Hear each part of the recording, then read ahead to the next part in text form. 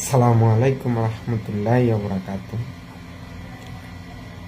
বাংলাদেশে যদি গণতন্ত্র প্রতিষ্ঠা করতে হয় তাহলে গুপ্ত রাজনীতি নিষিদ্ধ করতে হবে, জামাতের রাজনীতি নিষিদ্ধ করতে হবে।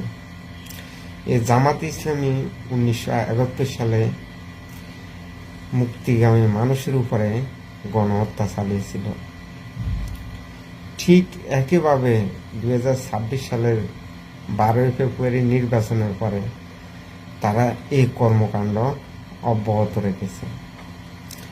তাদের যে গুপ্ত সংগঠন আছে ছাত্র শিবির, জামাত ইসলামী, তাদেরকে দিয়ে এই কর্মকাণ্ডগুলো তারা বর্তমানে অব্যাহত রেখেছে।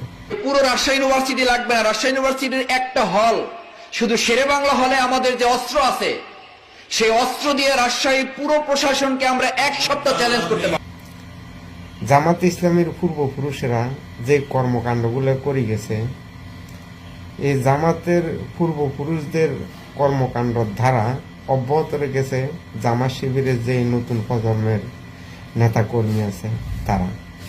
এই জন্য জামাত ইসলামীকে নিষিদ্ধ করতে হবে, জামাত ইসলামের নিবন্ধন বাতিল করতে হবে।